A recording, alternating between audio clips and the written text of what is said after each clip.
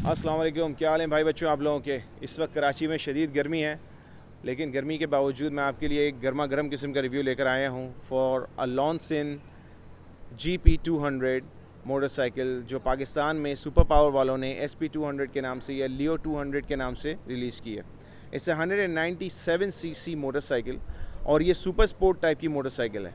तो इससे पहले कि अगर आप लोग मुझसे ये सवाल पूछें कि जनाब इसको मैं लॉन्ग रूट पर ले जा सकता हूँ या इसको पाकिस्तान का खुंजराब का टूर करने के लिए लेके जा सकता हूँ, तो मैं आपको बता दूँ कि ये बाइक्स होती हैं स्ट्रीट बाइक्स, ये ऑफ रोडिंग मोटरसाइकिल्स नहीं होती। तो जहाँ पर भी आपको रोड इजाज़त देती है आप वहाँ इसको लेके जा सकते हैं। आप इसको लेके जाएंगे, इनकी ग्राउंड क्लियरेंस कम होती है, आगे नुकसान का आप जिम्मेदार खुद होंगे, फिर आप बोलेंगे कि इसकी प्लास्टिक टूट रही है। So remember this thing before we proceed further. जैसा कि आप लोग जानते हैं कि लास्ट मंथ मैंने एक अदद आप लोगों को वीडियो दिखाई थी लियो 200 सीसी की और आर्ची 150 सीसी की, पाकिस्तान ऑटो शो के अंदर सुपर पावर वालों की तरफ से। ये जो इसके फ़र्स्ट ओनर हैं पाकिस्तान के अंदर पॉसिबली, और कराची के अंदर इसके जो फ़र्स्ट ओनर हैं, मैंने उनसे रिक्वेस्ट की और ही एक्सेप्टेड माई रिक्वेस्ट, और उन्होंने मुझे कहा कि आइए और आप आकर इस मोटरसाइकिल की वीडियो बना सकते हैं। तो he is the first owner of this motorcycle, और फ्रॉम अ यूज़र पर्सपेक्टिव मैं आपको बताऊं और अपने व्यूज़ भी आपको बताता हूं। आर्ची के मुकाबले में अगर आप इस मोटरसाइकिल को लेकर आएंगे तो I think this is a very good motorcycle. It is a steel कि ये बहुत अच्छी मोटरसाइकिल है। 1,70,000 में आपको इस किस्म की मोटरसाइकिल नहीं मिलती। और अगर आपको हैवी बाइक्स या चाइनीज़ रेप्लिकास को चलाने का शौक़ है और आप वो शौक़ पूरा करना चाहते हैं तो this is the motorcycle for you. Super Power Leo 200 में है 4 stroke 197 cc OHV air cooled engine जो 16.7 हॉर्स पावर और 11.2 फुट पावर ऑफ टॉर्क बनाता है। CDI इग्निशन के साथ कार्बोरेटर बेस्ड फ्यूल सिस्टम रखता है और बाइक में बिलेटेड फ्यूल कैप के साथ 16 लीटर का चिजल फ्यूल टैंक है। स्टील फ्रेम पर बनी इस बाइक का वजन पेट्रोल के साथ 150 किलो के ऊपर है। सस्पेंशन में आगे टेलीस्कोपिक फोक्स जबकि पीछे swing arm assisted spring loaded adjustable monoshock है। 17 इंच एलॉय रिम्स पर आगे 90/80 जबकि पीछे 130/70 के टायर अच्छी रोड ग्रिप, जबकि फ्रंट और रियर दोनों पर डिस्क ब्रेक्स अच्छी स्टॉपिंग पावर प्रोवाइड करते हैं। क्लिप ऑन हैंडल बार्स पर लगी switch assembly self start, engine kill switch और डिपर के साथ आती है। Hybrid cluster gauge, analogue tachometer के साथ digital speedometer, fuel level information और ट्रिप मीटर भी LCD स्क्रीन पर डिस्प्ले करता है। फीचर्स की तरफ अगर हम आते हैं तो इसके अंदर 197 सीसी का एयर कूल्ड इंजन है, जिसके बारे में अक्सर लोग ये एतराज़ कर सकते हैं कि being an air cooled engine इसके अंदर आगे फेयरिंग देने की क्या ज़रूरत थी, जिसकी वजह से ये इसके अंदर एयर पास होने का इशू हो सकता है। तो आगे से मैं देख रहा हूँ कि काफ़ी जगह खुली हुई है और अभी तक इसके जो एंड यूज़र हैं उन्होंने मुझे इस चीज़ की कंप्लेन नहीं की है कि ये ओवरहीट हो रही है। तो रिमेंबर दिस थिंग कि अभी तक तो ये इशू इसके अंदर ओवर हीटिंग का नहीं आया है, डिस्पाइट बीइंग द फैक्ट कि ये एक एयर कूल्ड इंजन है। As far as riding posture is concern मैं आपको दिखाता हूँ। जैसे आपकी टूरिंग मोटरसाइकिल्स होती हैं या स्टैंडर्ड मोटरसाइकिल्स होती हैं उसमें आप अपराइट सीटिंग पोजीशन पे बैठ सकते हैं, लेकिन ये चूँकि स्पीड के लिए और एक इनका अपना एक पर्टिकुलर पोस्चर होता है सुपर स्पोर्ट बाइक्स का, तो वो आप थोड़ी सी आगे को झुकते हैं, लेकिन इसका पोस्चर आपको बताता है कि this is more like a sports touring motorcycle. तो उस एतबार से मुझे बहुत ज़्यादा अपने आप को झुकाना नहीं पड़ रहा है, लेकिन it is not very comfortable. मैं अगर आपसे कहूँ कि इसको मैं ले आकर 7 या 8 घंटे तक चलाऊँगा बाइक को, तो अव्वल तो 7 या 8 घंटे मोटरसाइकिल चला के बंदा वैसे ही थक जाता है, लेकिन with in a few hours मैं आपसे कह सकता हूँ 1.5-2 घंटे के बाद मुझे अपने कंधों के अंदर तकलीफ़ शुरू हो जाएगी, क्योंकि ये आगे झुक के इसके अंदर थोड़ा सा चलाना पड़ता है। फ्यूल टैंक इसका 15 to 16 लीटर अपने अंदर होल्ड कर सकता है, which I think is pretty good considering the fact कि ये 200 सीसी की मोटरसाइकिल है और है कार्बोरेटेड। रियर सीट आपकी रिमूव हो जाती है और इसके अंदर आप कोई भी अपना सामान रखना चाहें तो वो रख सकते हैं, कोई कागजात वगैरह रखना चाहें तो दे सर्व अ रियली गुड पर्पस। ये चीज़ आप आर्ची के अंदर भी देख चुके हैं और इसके अंदर भी ये है कि these are your parking lights, आपकी फेयरिंग के ऊपर पार्किंग लाइट्स हैं। They also serve as a turn signal या इंडिकेटर, तो ये आप देख सकते हैं कि it's serving as a indicator. Having said that, अब आते हैं एक छोटी सी राइड लेते हैं and then we gonna talk about it.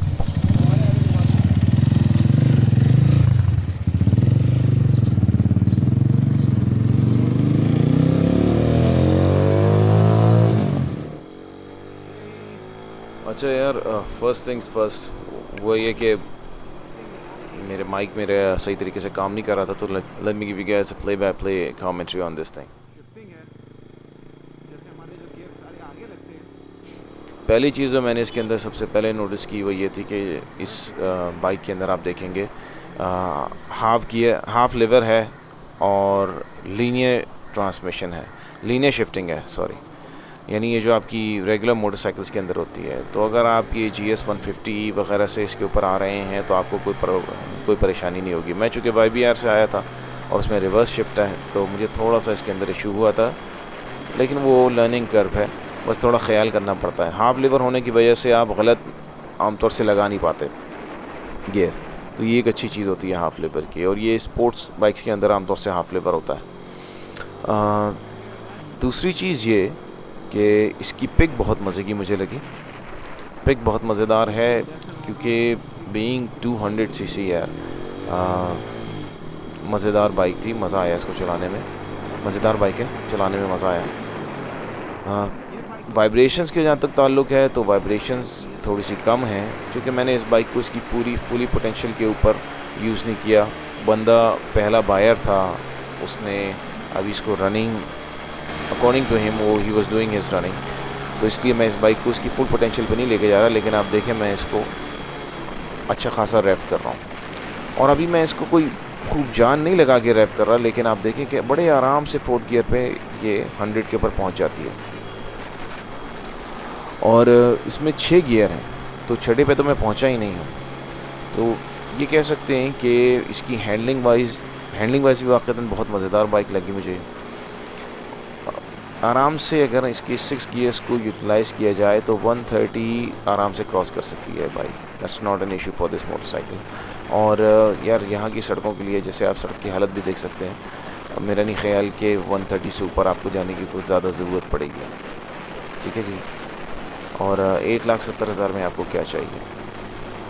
आपको याद होगा कि मैं एक दूसरी बाइक चाइनीज़ रेप्लिका, उसका भी मैंने रिव्यू किया था, जो हमारे एक भाई हैं उनकी मोटरसाइकिल का, और वो भी बड़ी मज़ेदार बाइक थी। याद रखिए ये बाइक्स आमतौर से फ़न बाइक्स होती हैं, तो इसको लंबे टूर वाली बात इसके ऊपर से अभी आप फ़िलहाल निकाल दें।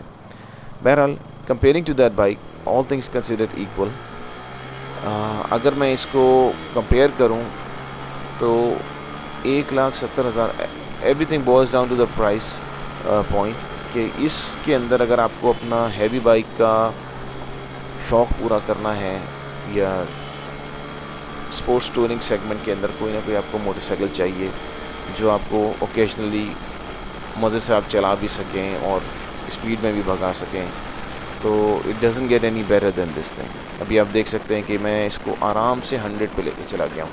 अभी तो मैंने इसको मंडा भी नहीं है, तो जब आप इसको मंडेंगे तो फिर क्या होगा, तो that is a really good thing.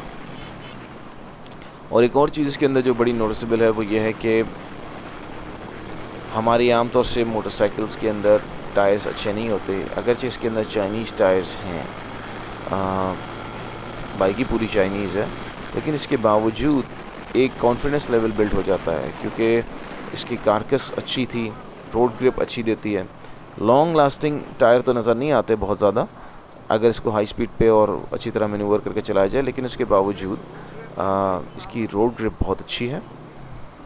और डिस्क ब्रेक होने की वजह से रियर पे काफ़ी, जो हमारे YBR वगैरह के अंदर आगे डिस्क ब्रेक जिस साइज़ का है उसके अंदर पीछे उस साइज़ का कैलिपर और डिस्क ब्रेक दिया हुआ है यार, तो इस एतबार से इसके अंदर एक कॉन्फिडेंस बन जाता है कि हाँ it's gonna brake very nicely, और वाक़ई इसकी ब्रेकिंग बड़ी अच्छी है।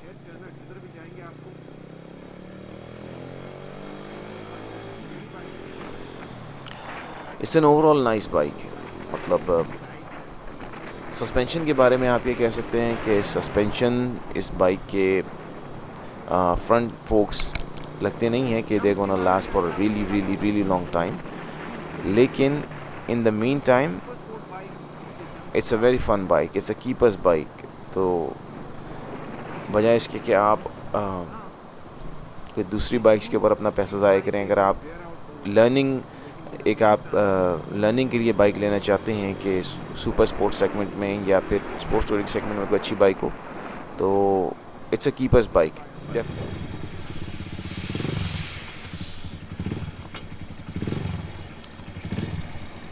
एज अ कंक्लूजन या एज अ फाइनल थॉट मैं अगर आपको बताता हूँ, pick wise, road grip wise, braking wise और ओवरऑल क्वालिटी वाइज अगर मैं बात करता हूँ for a super sport motorcycle and beyond that price wise, market में इससे बेहतर मोटरसाइकिल कोई नहीं है। And I spoke to the owner just recently like minutes ago, और मैंने उनसे कहा कि हमारे अक्सर व्यूअर्स ये कहते हैं कि पार्ट्स का क्या इशू है, तो मुझसे भी यही कहा था सुपर पावर वालों ने कि पार्ट्स का इशू इसके अंदर नहीं है। पार्ट्स इसके मैंने आपको बताया all the way down to crank case वो लोकली बना भी रहे हैं इसके, तो that is one of the things to consider.